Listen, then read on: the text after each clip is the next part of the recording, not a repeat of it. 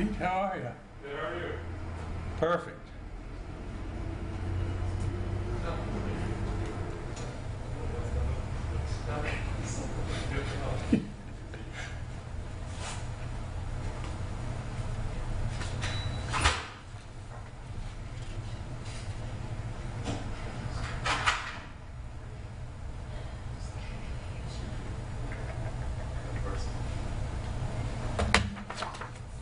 What page, do you remember what page that started, that comments, the community comments, do you remember what page that started on?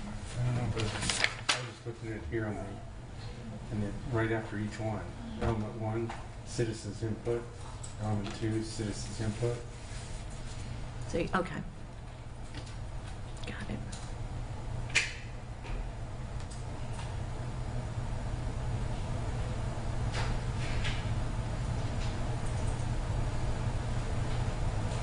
Don't know.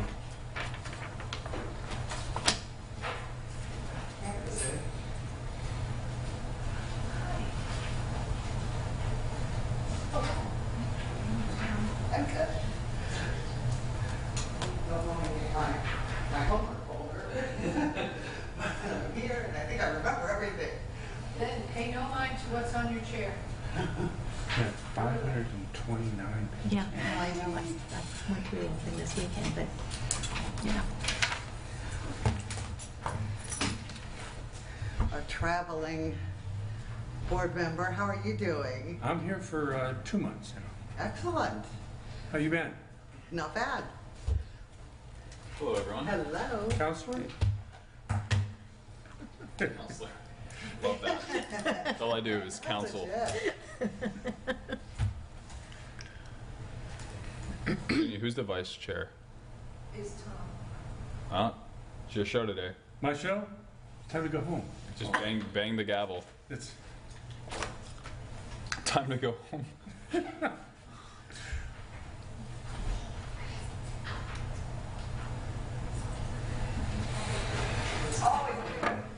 Oh boy. Sounds like Jennifer. You're wearing a jacket. I'm good. How have you been? Busy? How's work? Slowing down? Killing. All good. Yeah. Busy here. Pledge of Allegiance and all that stuff on here.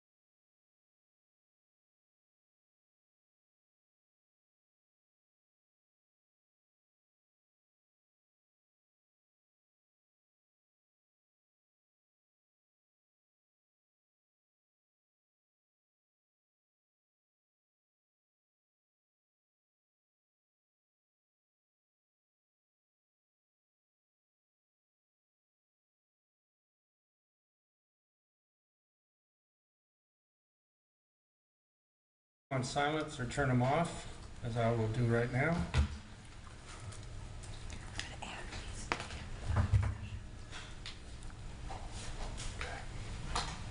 Oh, come on.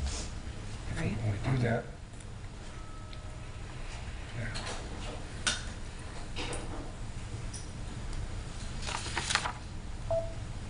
Okay.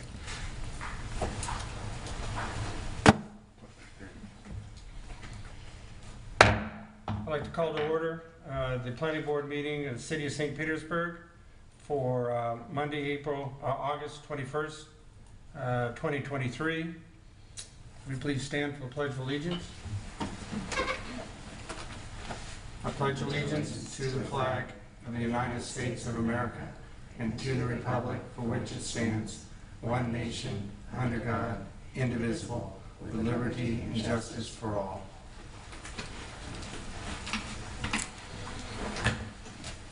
Roll call? Member Secca? Here? Member Hubbard? Here. Member Pletcher? Here. Vice Chair Dampert? Here. We have a quorum. First on the agenda is approval of the agenda. Is there any changes? I'd like to add the discussion item of the 2 proposals we received for comp plan. Okay. I know you just got them yesterday, but just to add that, have a small discussion on it. This morning? I got them this morning. This morning. Yeah. Oh, sorry. I know I haven't had a chance to look. Would everyone prefer hard copies? Yeah. Yeah? I don't need one. I read through it. Okay. I didn't have a chance to read it, so. That's the only change. Okay, that will go as 5A then, I guess. Correct.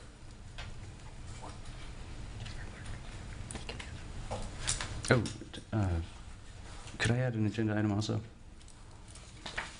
I wanted to discuss the dates of the November and February meetings, if we can. Okay. And which, no, it was December and February, you said? November and February. November and February.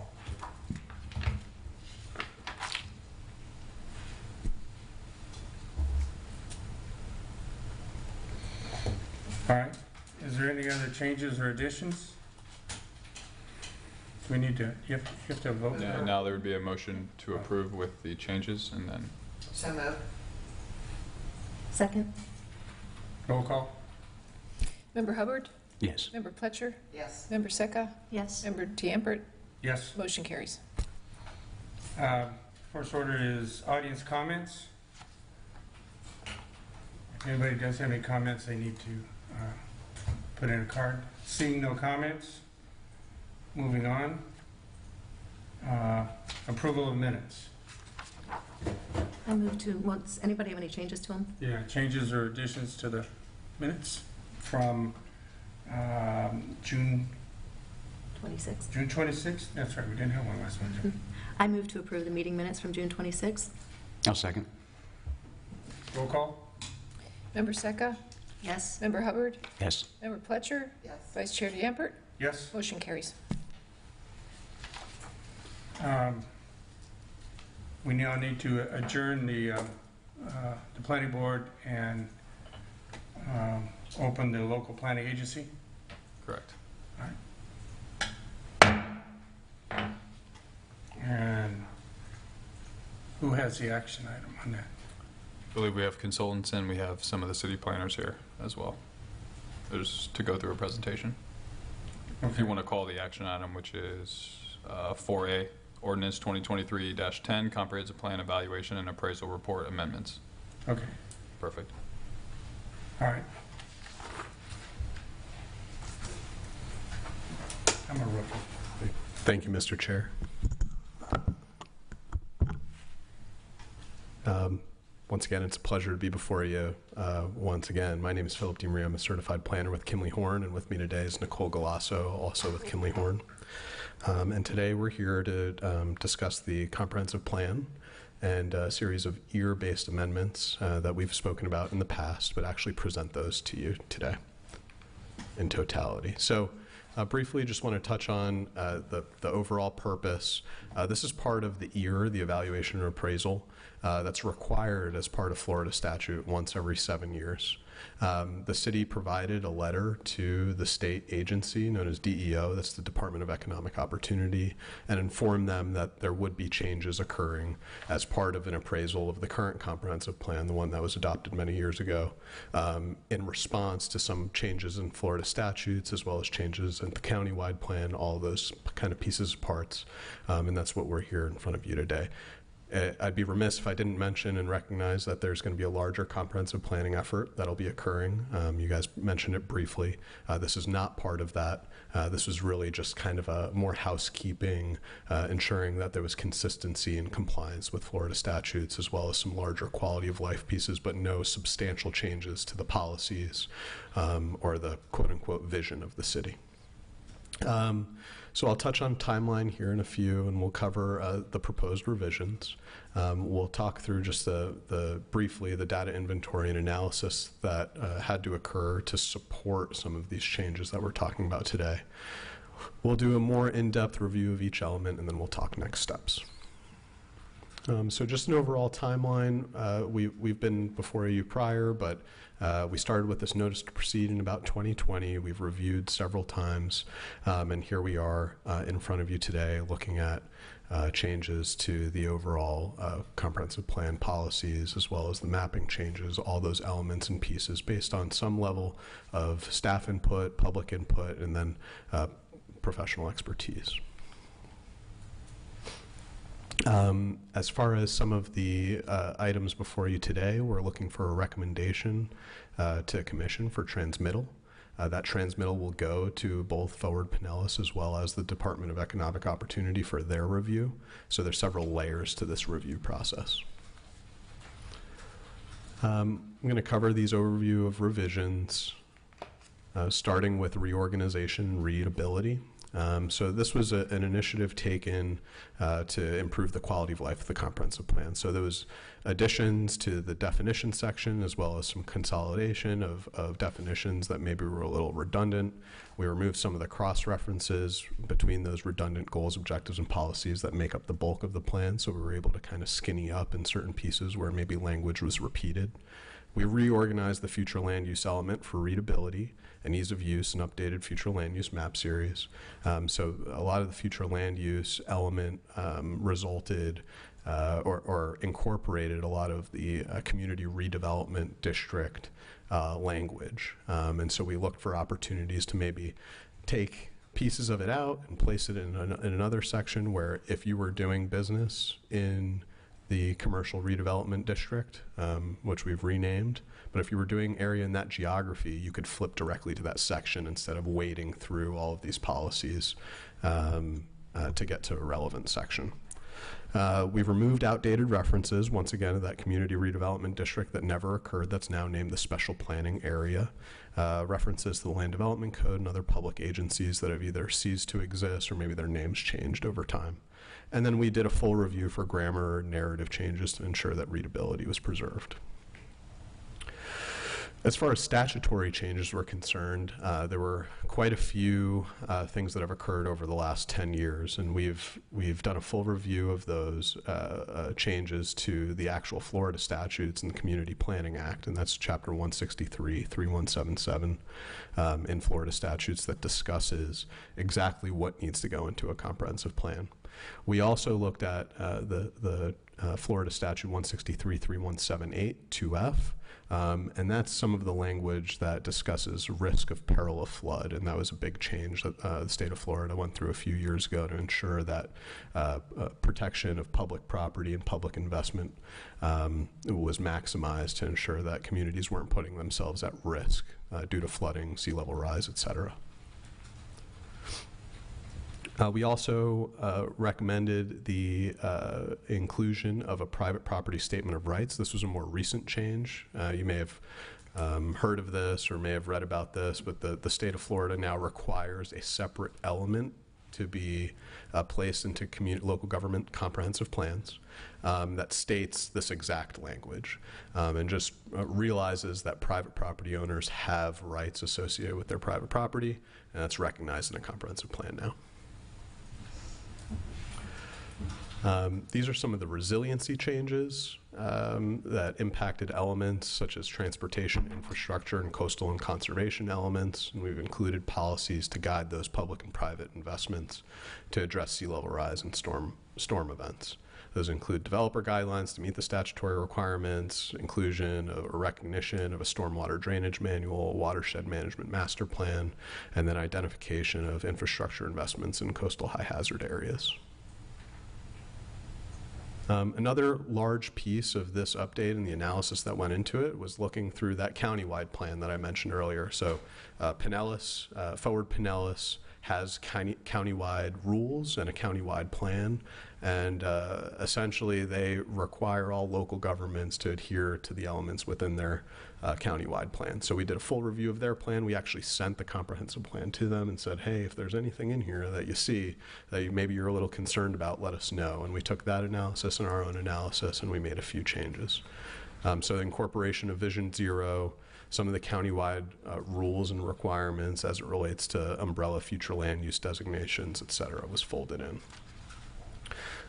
So I won't bore you with each of these individual policies, but essentially Vision Zero is an initiative to prioritize multimodal safety, compliance with the Safe Streets Pinellas Plan, implement education, engineering, equity, emergency response and enforcement, and then implementing those best practices and actual design of roadways. So you can kind of start to see this with the Gulf Boulevard redesign plan, some of those safe streets intentions. A lot of that's incorporated within some of these aspirational policies within your comprehensive plan through some of these updates.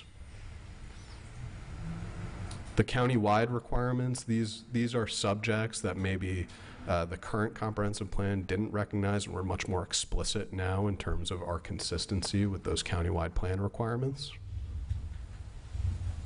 And then the future land use designation, this one I'll pause on just for a moment. It's relatively simple, but I can understand why maybe there could be some confusion. Effectively, the folks at Forward Pinellas came to us and said, look, you don't recognize the countywide plan designation, the actual colors on our map in your comprehensive plan. So what you should do is look through the current future land use designations, look at our designations, and just tell us what you think matches, right? So there were no changes to the actual future land use of the local government, but rather we reconciled the existing future land use designations with those densities and intensities that are permitted at the countywide basis. And then we listed those on the right side of the screen here in a table within the comprehensive plan. I can pause here if anyone has any questions, but it's fairly straightforward. Okay, great. All right, then working our way into future planning efforts. This is one additional piece of the update. So recognizing some of the future planning efforts, and these are more so some of the aspirations when we heard from staff, or we heard from the planning board, or we heard from the commission in terms of what they might like to see folded into the plan. We identified some of these future planning efforts. So we discussed each level of service. So this is an important part of comprehensive plans, is basically maintaining a level of service for those living or visiting the community. And so each of these that you see on the screen here, from potable water to fire and library, each of those has an actual designated level of service, as you know. So for instance, you know, on a recreation and open space category, there's a certain acreage of park space per resident that has to be provided, or a certain number of tennis courts that need to be provided. And so we look through each of these to ensure that if there were changes needed, that we were doing those on the appropriate data that's provided to us. And talking about data, we'll discuss the DIA. So this is a larger initiative. This is basically the technical basis for any amendment, or a technical basis for a comp plan. So there's several parts to this. It makes up the bulk of your actual packet as it relates to the work that was done. And this is kind of the behind the scenes work, but it's provided to DEO, and it provides them the justification for why certain decisions were made. So this is kind of the science part of the planning practice, if you will. So we took data from professionally accepted sources, and we use those to prepare plan analyses for each element of the plan. Those professional sources could be from the state, could be from the Bureau of Economic Research held by the University of Florida. In certain instances, we used Forward Pinellas. and some of the traffic data that they have available. In certain instances, we used Florida Department of Transportation as it relates to some of the information that they have. Different applications require different data sets, but we use the most modern sources available to us at the time of analysis. One of the key conclusions of the DIA, at least in 2023, was that there was no required change to the future land use categories based on the need to add additional population. So I'll pause on that for a moment. Sometimes what occurs is when we do these analyses for municipalities, we find out that they have a huge population growth wave incoming, and that the map needs to be updated to allow densities that might be a little bit higher to accommodate that growth. Does that make sense? So what we found as part of our DIA is that it wouldn't be required. Now, if there's a vision to increase densities or intensities or something like that, certainly there could be justification for that, but it is not required based on the population projections through the year 2045 here in St. Pete Beach. Can I ask you a question on that? Yes, sir. So for the rest of those people who may be watching this or may not, and for me, what is that density in 2045 or that population base in 2045? And have you broken that into single family, multifamily, rental, long-term rentals?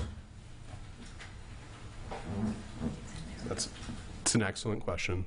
To answer it directly, the number is 9,243 persons that was identified as part of our analysis as far as a population projection in 2045. Now, what's interesting about St. Pete Beach is y'all kind of have a little bit of a growth spurt over the last 20 years, and then just in the last 10 years, 15 years or so, you've seen a little bit of a dip in population.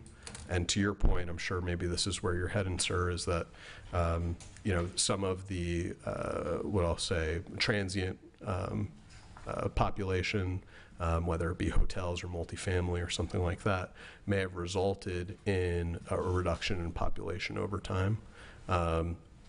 The future, or at least in our analysis, we had to reconcile that with population growth on a county-wide basis, which requires us also to recognize population growth on the local government basis. So it's kind of interesting. I'm not sure if I answered your question directly, but You did until you got into the hotel and transient. okay. Obviously, this 9243 doesn't include hotel and transient populations during seasonal changes. I mean, because our seasonal, when you start occupying all those hotel rooms, is a significant difference. So can you explain that? Sure, it does not. You're absolutely correct. It does not include that. However, it does provide for a seasonal factor. So those would be like your snowbirds or someone who comes down here for half the year, and maybe it's not their primary residence, but they're certainly here, and they're here not as a hotel user or a motel user, but they are a person in a population. So the assumption, the 9243 is the assumption that if every residential unit was occupied, by that I mean condos, single-family homes, and secondary homes, not including transients. So that's it. That I think you're hitting on the basis of it, which is your population projection is based on the actual. Is not necessarily based on your ability to accommodate. Okay. It's based on an actual rate of growth associated with your municipality. Then we have to take that rate of growth assumption and compare it to what's actually constructible or what's on the ground. What could the city accommodate through its permitted densities, its zoning code, its comprehensive plan, et cetera. So and I don't mean to belabor this, but let's say we took down a bunch of hotels and built condos, that would definitely change that number. It wouldn't change the 9,000 number. Okay. What it would change would be the Growth other number, projections? exactly, what we call the delta.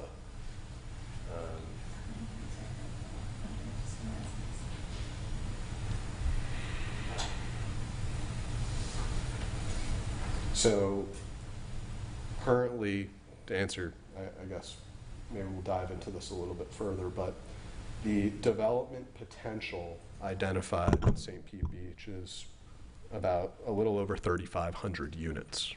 Okay. What actually exists on the ground is a little over 2,000 units. So we've effectively identified a delta of about 1,600 units, a little over 1,600 units, and that's what's currently allowed in your comprehensive plan, right? There's the ability for folks to develop and redevelop at a higher density without changing the land use map. And then that ability to redevelop and accommodate population gives us the conclusion, which is the map doesn't need to be updated. I see. Okay, yeah, that's my question. It's, sometimes we deal with this every single day, right? Mhm. So I appreciate your questions. I think they're great ones. But please let me know if there's any other questions I can answer on So that. if some of the components that level of service touches, like sanitary sewer, would be shared by transient rooms, is that factored in? The level of service, not necessarily. The build-out potential used some of that data that had been completed previously, but the build-out analysis. Hi, everyone. So the build-out analysis, like Philip said, was really just based on the existing densities that you have on your future land use map today. So we calculated the build-out through like a maximum redevelopment scenario where, say, all of the properties in your special planning area are redeveloped to maximum potential, and then also your vacant lands are developed at maximum potential. And if that were to happen, given your existing densities, you could have a total of 1,800 new units, which is more than enough to accommodate the projected permanent population increase of 280 residents, which is the delta between the 9,200 number that Philip mentioned and your existing population. So in terms of the infrastructure component, the infrastructure level of service that was changed to an equivalent residential unit calculation does take into that accounts for the hotel and the transient population, but that wasn't necessarily a key component of how we look at the build out in terms of, do you need to change your future land use map or not? And based on the methodology that we use to complete the build out, you do not need to change your future land use map to accommodate any future projected population increase. Okay. Does that make sense? Yeah, thank you. Yeah. Yes, thank you. Great questions. Anything else? Would you like to? They answered, they asked, and Fantastic. Okay, great. We'll keep moving. All right, this next piece is just an element by element review. We thought it was important just to walk you through these. If you'd like, I can kind of speed through these, or we can take our time. Just stop me at any moment. So the first piece is the future land use. We reorganize, so you'll see a lot of strike-throughs and underlines within that document. And a lot of that comes down to the reorganization. We added an appendix, and as well as it included some table formatting to allow for just easier kind of ways to open up the plan and say, okay, here are all the densities associated with future land use categories, and we're seeing that more and more in plans.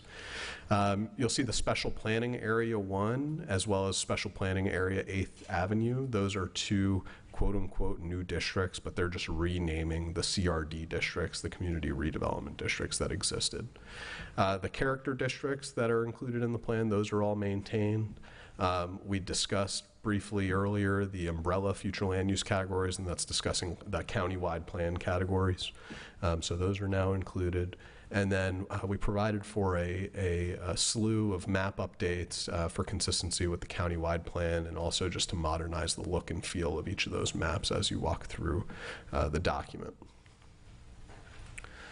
In the next element, which is transportation, element 3, like we discussed, including the Vision Zero elements, we encourage and implement multimodal improvements as far as policy and objective goals, the encouragement of green and resilient infrastructure for redevelopment, support for charging stations and clean transportation alternatives are now inserted into the plan, and then support for transportation demand management, TDM strategies, and intergovernmental transportation alternatives. And so the idea here is that we're just maintaining kind of best practices as it relates to modernization of transportation infrastructure, those sorts of pieces, when it comes to the objectives and policies. In the housing element, this was, for the most part, well-maintained. You'll recognize very few strike-through and underlines here, with the exception of now encouraging energy-saving and sustainable building technology, recognizing the built-out nature of the city. So this is an important piece. It was never stated in the element that the city's effectively built out. Now it is. It provides additional justification for housing choices moving forward. And then promoting connectivity to neighboring communities and continuing support of the public transportation system. And a lot of that's also connected to built out. In the infrastructure element, we've updated many of the policies to comply with county requirements, whether those be watering restrictions, level of service. We talked briefly on the sewer level of service. There was an update there. Stormwater regulations were removed. We are seeing those more and more implemented either through the water management districts or in the land development code. So that's a best practice. We removed the redundant CIP guidelines. There was a lot of repetition both between the infrastructure element and the CIP element, the intergovernmental element, so removing some of that redundancy. And then one big addition was the Pavement Condition Index, the PCI. So that came out of conversations with staff as far as wanting there to be a new level of service to evaluate pavement in the city and being able to identify when pavement should be replaced, remilled, resurfaced based on its conditions. In the coastal and conservation element, once again, addressing those risk of peril of flood and vapor barrier requirements that we saw in both Forward Pinellas and at the state level. We included some preservation maps and updated the storm surge maps in coastal high hazard areas. There's been some changes over time to those. The new watershed management master plan identified that as a large planning initiative that needed and was desired to occur as a means to recognizing some of the stormwater impacts as well as the resiliency impacts over time on a barrier island. And that water management master plan will require consistent updates. And also, speaking back to the stormwater piece, will include technical information associated with that. And then last but certainly not least is the encourage the use of Florida-friendly landscaping. We included that as a policy in the plan.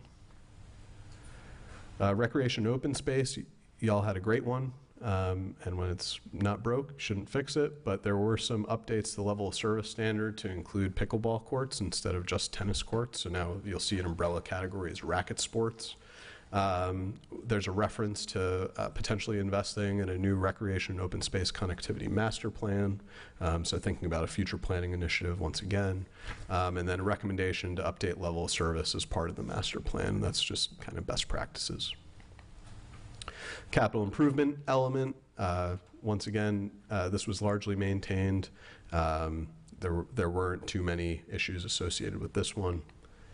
Intergovernmental element, this is where we drew in a lot of the information that was sitting in other elements. We pulled it into this element whenever it had something to do with coordination with another local government, whether that be Pinellas County, Forward Pinellas, St. Pete, as it related to infrastructure or schools, for instance. Speaking of schools, we sent this off to Pinellas County Public School District, and they came back with basically everything looks good, and so it was largely maintained. The addition of that private property statement of rights element, so you'll see that brand new element incorporated into the plan. And that rounds out our amendments. We can talk through those if needed, but just a brief overview of next steps. Once again, we are seeking, on behalf of the city, a recommendation for approval to move forward and transmit this to the state for their review.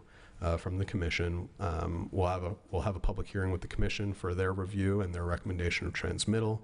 They will choose to transmit the plan to the next agency. That'll begin the ORC process, or basically the state coordinated review process. Once we hear back, we will receive technical comments or suggestions from the state. We'll take those into consideration with the city. We'll work through those and then finally appear back before the commission for final review and adoption of the new comprehensive plan. And we can move to questions. Thank you very much for being patient with us. We know there's a lot to cover, and we know there's a lot in your material, but we're happy to answer any questions you might have. Thank you.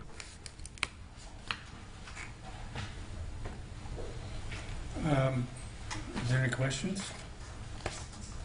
I have one for the city, and while you've gone through all this in a planning and conceptual analysis to make sure that we're meeting on it, when we go back to the recreation open space master plan, water, all this stuff, concurrency management,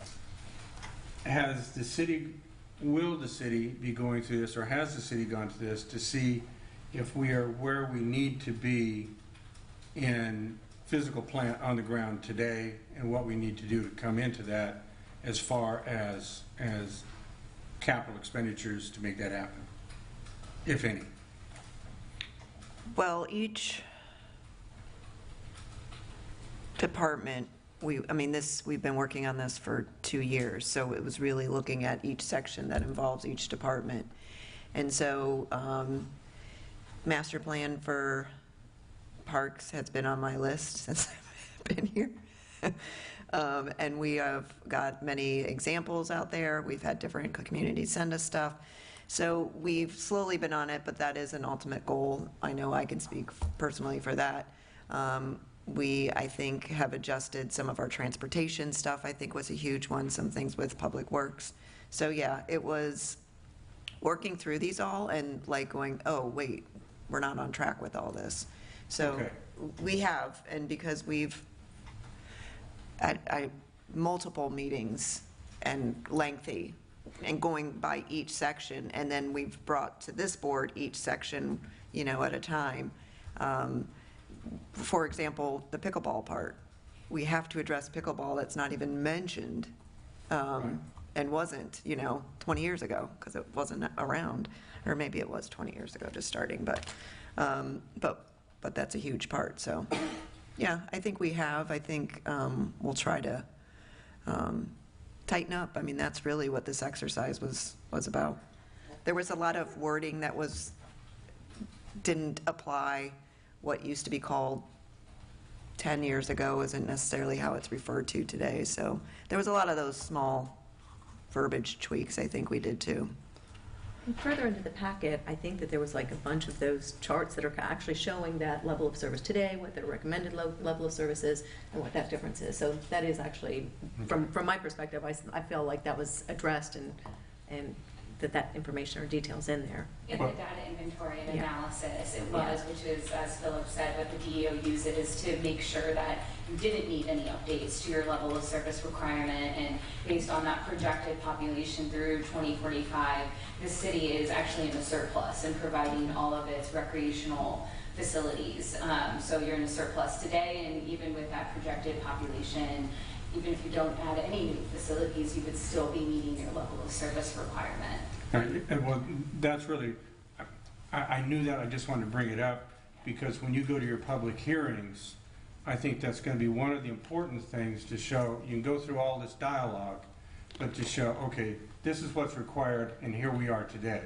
And make sure that those charts that you are in a form that people can say, oh, okay, fine, we're where we need to be. No, we don't need 15 more basketball courts. We don't need 7 more ramps. We may want those kind of things, but that's not what's required. Well, and I think too, it just gives us the infrastructure, moving forward. But like, for instance, on the paving level of service on our roads, I mean, we already have that.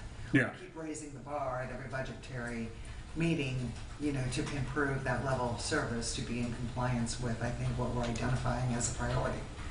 I like the to know where we stood, and so I appreciate you guys. Yeah. This was a long and arduous process, and it was Oh. all very good information, and those are the kind of things that, you know, when you haven't been involved in reading the comprehensive plan or identifying, you know, the changes that are necessary at the state level, and then just seeing the level of detail that goes into, you know, this exercise. This is a very small exercise compared to what we're undertaking, but I think it's relevant that we have the, you know, that you guys have provided the infrastructure for that process as well. So thank you. Thank you for saying that. Yeah. So is it accurate that we're not being asked to change things in a way that the city would not be in compliance with the new adopted plan? So, for example, I remember reading through it, I saw racket sports courts went to a few more per 2,000 or 3,000 residents. Regardless of that fact, we're still in compliance either way? That's accurate. Okay. We're still in,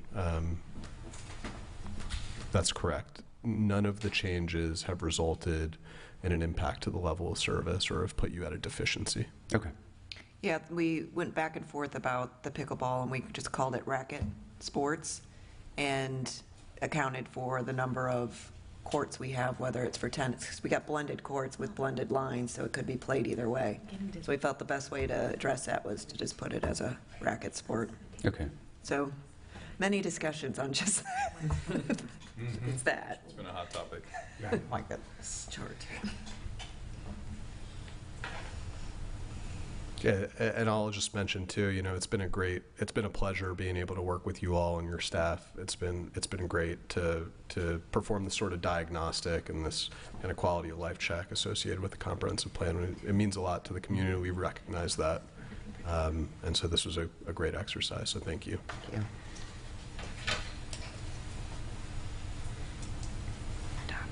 Do we have any more questions? Do we need a vote to send it forward? Yes, Vice Chair, we do.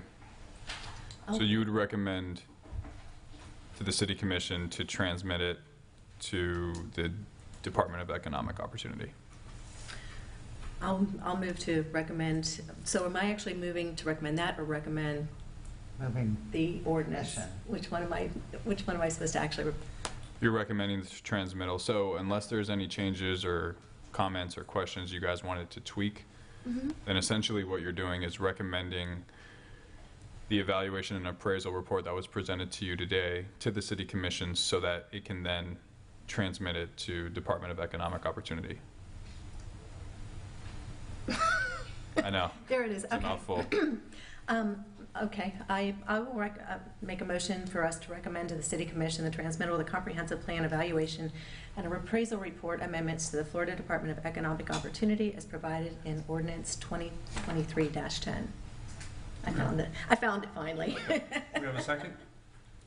Second. Roll call? Member Hubbard? Yes. Member Pletcher? Yes. Member Secca? Yes. Vice Chair DeAmpert? Yes. Motion carries. Great job. Thank you very much. So when is this going Are we gonna, I think we need to adjourn as the.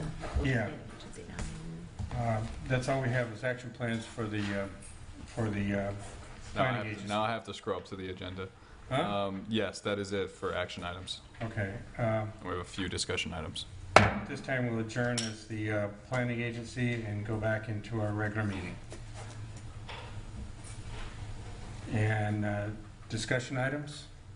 So the first one, and sorry, Member Hubbard, I did not have an opportunity to make You know these. copies, but you can have these. Oh.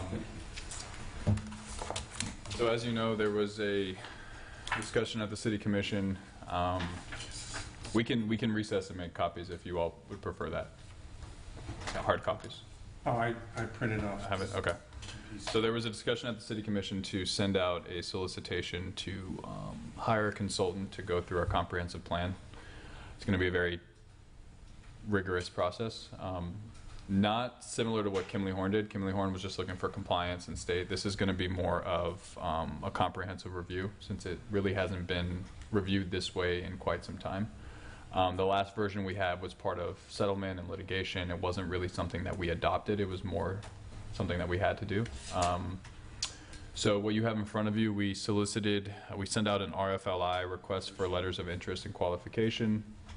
2 firms came forward. The date was 8/18, which is why you got it Monday. That was the deadline. So we actually, noon on Friday was when we received these 2.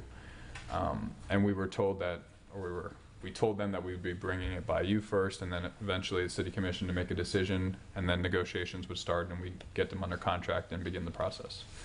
And how much time did they have to respond, and where was it noticed?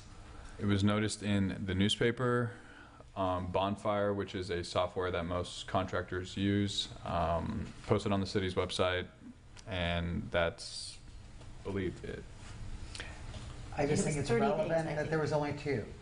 Right. I think it's a relevant part of the situation that we're in right now, that only 2 companies responded to that. And I was just curious what the timeline was, if it was too tight, or if it was like, how much time they had to We really. had actually increased it to 30 days. I say we because I know we Yeah. made that recommendation at our Okay. last meeting. So initially, it was written up, I think, for 15 days, yeah, and we right. said, no, we need to at least Okay, extend I it to did. 30 days. Okay, excellent. That was our So recommendation. it is what it is, but I think it is relevant for our city to know that when, we go out on something like this, that only 2 organizations or companies decided to respond.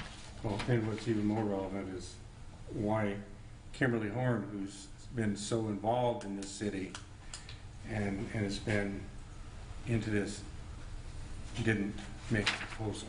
I was going to ask the same thing, but. I have no Well, idea. I mean, Let's, and I don't want to speak for Kimley Horn, but just based on my involvement, they're more of an engineering firm, Okay. right? You want more of a planning-oriented firm. So while I think they've done a great job with the year and everything that we've gone through, what you want here is someone who's worked on nothing but comp plans over and over and over again in other jurisdictions. So I'm not really shocked that they did not apply. but that brings up my next point. Are we into discussion of these 2 now, or? To the extent that you can, I know you guys got them late. Yeah. Well, I did go through them, and while we got 2, we only received 1 of relevance. Right. And I think we can just looking at that. in my own opinion, the one that we received from Capsus, I guess that's how you pronounce it, they had virtually no consolidated plan, no planning for this. They've only worked for 2 cities. One of them was Mexico City. The rest of them, they work for think tanks and banks. And I just didn't find their relationship. The other one, with CAG, seemed to be extremely comprehensive. It seemed to hit on all the points that our citizens had brought up to us: livability, resident resilience and prosperity, inclusiveness of our population, where the city is today, where it's to go, how they're going to gather the information. They have done other waterfront communities, which I thought was important. I saw no relationship between the 2 as far as relevancy to our city. Right. I think we have some of the same thoughts. We are a little concerned with the latter one that you just talked about. The amount of meetings, I think, was 2 in the proposal, which I think we all know there's going to be more than 2 meetings. And it looked to the concern that my staff has is a lot of the work is falling on the staff, not the consultants. I And saw is- that, And that's concerning. but that When you was say for the the latter- 135,000. Yes. That was for the 135,000. To do And you saw meetings. at the end of each one, it was basically deferring it to staff to provide that information, defer to staff to provide And that is that. concerning. Well, they did say that it was also, Clarify. I'm sorry. May I just, are you talking about Calvin Giordano? Yeah, I didn't have it in front of me. So I couldn't- Sorry, I just wanted to, Yeah, for my own, thank you.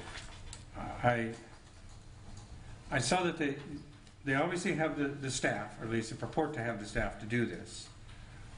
They also said at the very end, this is all subject to negotiations. Right. So if we were shifting more onto them than our staff, I'm sure that's a financial decision between the city and them on how that works. I was just looking at their overall planning, Right. their overall conceptual, the way they address this. It seemed to me that they pretty much touched all the bases. We have And- worked with them in the and past. where they had been in the past and their public engagement process, I thought was very good. And their implementation focus was very good.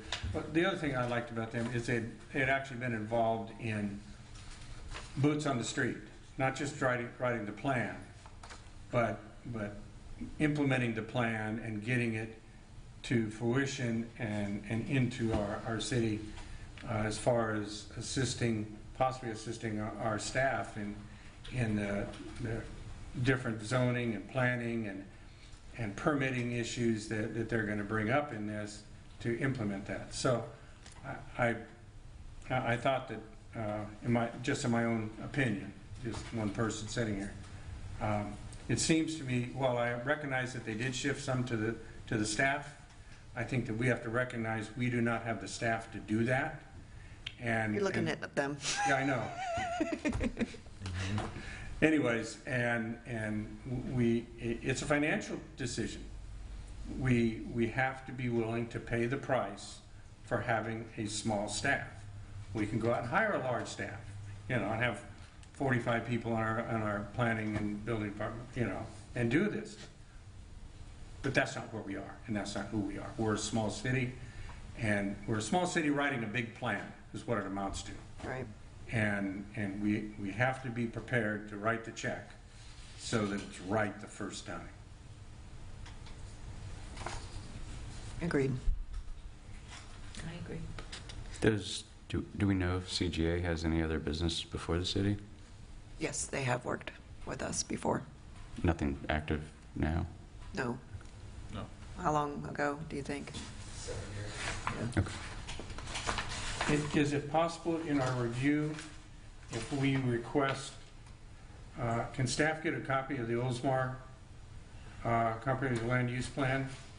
I mean, it's public information, just to see how they did, because it looks like that's the one that they did soup to nuts in Oldsmar. Okay. And to see how that, the relationship with, and the other thing I liked was their relationship with governing agencies. Mm-hmm. We have to have somebody who's used to working with the government agencies who can pick up a phone and make a phone call. Yep, I know the city manager there.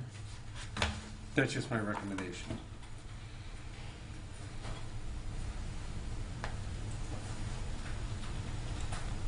I was looking for that in my email. What, Pull up. what exactly were you looking for from us from a discussion Yeah. standpoint? I guess I know it's things so would- late, I just wanted it to get in front of you. Okay. Just the timing of it's not the greatest for you all, but, prior you had indicated you wanted to be involved. So I don't know if it's what the commission's direction is going to be on this, what the next Correct. step would be. It's a little unorthodox, to be honest, because had we gotten what we thought we were going to get, which was 5 or 10, it wouldn't even be in front of you right now, right? There'd be a Right. committee going through it and shortlisting it.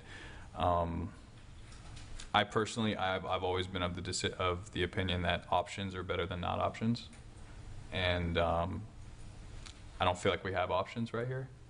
But I don't know if extending the time frame and maybe advertising it in like the AICP magazine or like really with a planning focus of some sort, like similar to what we did with magistrates, we put it on the Florida Bar Journal, right, to get attorneys. So I don't know if our outreach is, but I mean, there was a timing aspect where the commission wanted an answer rather quickly. I don't think it's a bad idea to give additional time. And I guess I was kind of Yeah. curious whether or not you've heard from anybody saying, hey, we just couldn't get something done in that time frame. I have not. That was the other part I was curious about. I have not. Although the point of contact was the procurement manager, John Taylor. Right. I would not have heard. Right. But it was put in the proper channels to get Yeah. the most reach. Assuming that people were a part of Bonfire. Okay, did we advertise this sufficiently? Yes. But is there more routes that maybe, I don't know, my reservations are just, I was expecting at least a handful. Well, that's why when you gave us when you mentioned there was just the two, I was like, oh, well, are we still in the process? When is No, the deadline? Yeah. That's why I was like, whoa, okay. That is officially it. Well, and I think that we've run into that before because a lot of, companies, when we've looked for expertise, we end up not having the best return based on our history. And, current history too. Yeah. Does it, if we are to go out and resolicit, does it make sense to have staff look at on the state website to see who cities such as ours, or even just cities who have had comp plans done in the last 2-3 years, and maybe contact them to find out how they got, where they advertised? I really don't think that's going to make a difference, because this stuff spreads like wildfire out there. It usually does. Calvinger, I've worked with them in the past. This is what they do, right? And this is a top-tier organization. Oh, yeah. Don't get me wrong. It's just one of those things where I've just always been of the opinion where it's better to have options that you narrow down and be able to actually, because at this point, you're saying what staff is saying, which is, okay, we got one. We got one. If we're going to be honest here. But to answer your question, Member Secca, it would be recommending one, right? And then the commission would then confirm, and then our office and city staff would negotiate some kind of an agreement, and then we would engage the firm and begin the process. So. My thought is we need to move forward, and we never know with those other organizations that did not respond to it. Maybe they've already, their schedule's full, and they weren't able to take it on.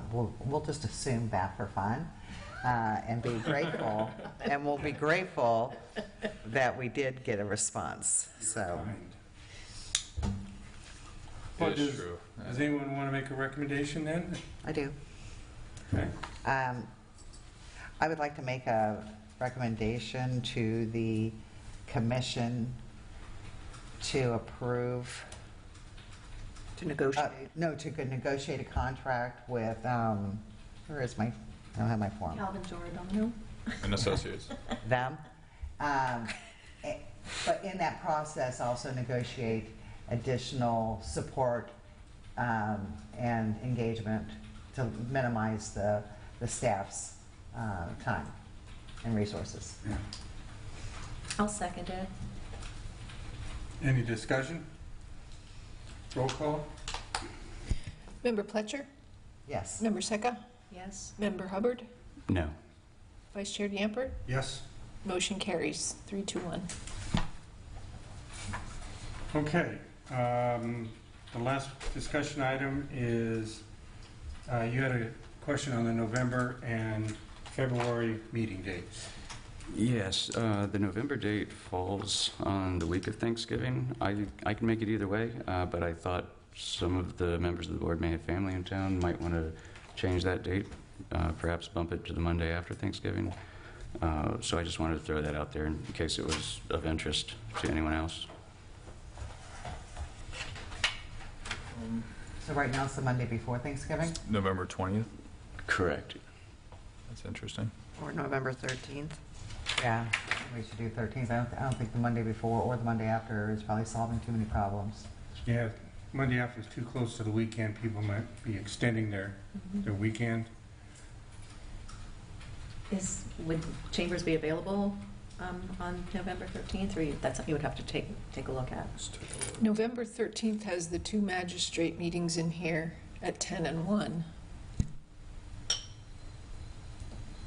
4 o'clock. 13th. So, I forget to turn my phone back. So we could do it at 4, essentially? 4 o'clock is open that day, Okay. the 13th. Yes. November. I'm here. Right. I'm here. Obviously, we need a quorum and stuff anyways to open the meeting, so. So, So is there a motion to move? Yes. February as well? Oh, sure, I can talk about both of them. Well, quickly, have we set? We haven't set February, I mean, we haven't set next year's meetings Okay. yet. Okay. yeah. I didn't know if we went. Okay. I think February we changed because of President's Day, didn't we, Correct. Ginny? We haven't done Yeah, next we year. haven't. Oh, okay, sorry. It usually comes out first meeting of January. Oh, I had a calendar Like it's- for like the next 12 months. But at the beginning of, correct me if I'm wrong, Jenny, this is your wheelhouse, but at the beginning Probably of in every, October, we'll bring that forward. correct? Yeah. At the beginning of every fiscal year, you approve the meetings for the next. Okay. So we're in August, so a couple months. Okay. We'll bring the meeting dates. All right, yeah, I can bring. But I guess, back I up mean, then. while we're preparing them, is your concern that it's falling on President's Day? Correct. Normally, because it would have been on President's Day, it would have been bumped to the following Monday, the 26th, that I can't make. So I just wanted to throw it out there really early that if we could move that to a different day, I could work around it. Okay. Thank you for that. So we do need a motion on the November one. Yeah, I'll motion to move November 20th's scheduled meeting to November 13th, same time. Do we have a second? Second. Roll call? Member Secca? Yes. Member Hubbard? Yes. Member Putcher? Yes. Vice Chair DeAmpert? Yes. Motion carries. Okay, just real quick, I don't know if we didn't, and I feel horrible. You know, I'm talking, everybody's talking, and you didn't, we didn't either give you an opportunity or you didn't feel compelled. I just want to make sure that your no was not, you know, was your concern that you would have rather had more time and more resourcing, or did you like the other company, or did you not have a time to review it to have an opinion? Correct. Just so we're all on the same page and we're being respectful to everybody as far as their position. Yeah, I Work together on Sure. this, so I want to make sure. Yeah, I left town early Friday afternoon after school pickup, so I didn't see this until this morning and didn't have time to go through it.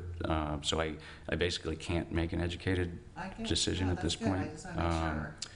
But in my business, when you're faced with negotiating with a sole source provider or one vendor's submittal, then you're obviously at a weak negotiating position.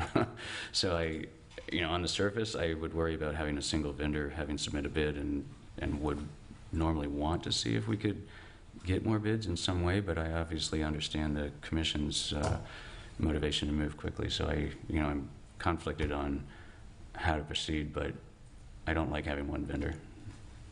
No, and that's, Understand. thank you for sharing that, because I think that we're all going to be working on rolling up our sleeves, and we're doing a lot of things, and I just want to make sure we all understand, Yeah. you know, anybody's concerns. Thank you. Do we have any other discussion items? Brandy, can you give us a brief update on the major projects that are going on the beach right now? Doesn't have to be in depth, just kind of where we are. So we have Serrata and Trade Winds tentatively coming to you. Serrata would be next month. Trade Winds would be in October. We have a community meeting notice that just went out for Windward Isles, I believe it's called. September 8th. That'll be September 8th. They noticed for the first. They are going to renotice, and that'll be on September 8th. Those are for the large vacant properties across from Beach House Suites down at the 3800 block. We've discussed other projects, nothing we've Nothing ahead of us, officially seen. yep.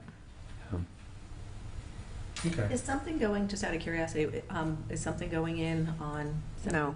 No, okay. I didn't know whether that was just getting torn down and that's where They had the demo, so the owner of that property and the corner property of 75th and Gulf, they own that property as well. Okay. We've been working on a shared parking agreement with them for 5 commission meeting times, I guess, that I think we're ready to go in 2 weeks. It's temporary to do the shared parking, just so it's a better use of the space. They really want to buy the property that's in between those and make it one big project. Got it. And so, until then, we're like, we don't want to, code was getting on them with some building issues, so let's do the demo, let's make it shared parking, so when there are events on Quarry Avenue or around, that we have options. So, yeah, that's a question I think we get asked every day. Has there been any movement on the old Winn-Dixie cash carry property shared parking agreement? No, so I was approached by somebody who wanted to do something else in that building. I got a hold of the owner saying, are you guys still on with Cigar City, whatever, the cigar market? She said, yeah, they're working with their architects. We haven't met with them since December, so that's why I followed back up. Like, it's a pretty long time from their concept to getting something in front of us. So apparently they're still working with them on that, but they were also willing to talk to others that were interested. All right. Yeah, it might be a follow-up. The same reason, I'd rather just have some shared parking there than just have an empty lot. Oh, yeah. Yeah. What about the old CHAG property? Has there been anything brought forward on that? We just got an email about it today to meet. So we don't know anything. I don't know who the owners are. It came from their attorney. So I don't know if it's who we met with previously, about 2-3 years ago. So we will let you know what we find out when we find out. So yeah, we haven't, when it sold and when CHAG's closed, we got a lot of chatter about it, but nobody had approached us with anything moving forward. Yeah, there's all the rumors that are going around, and the one that they had 2 locations, and I think the rumor that on the beach now is what's going into the Seminole location, not here on the beach. So. Yeah, so there's some movement there, just as of today. Okay. So.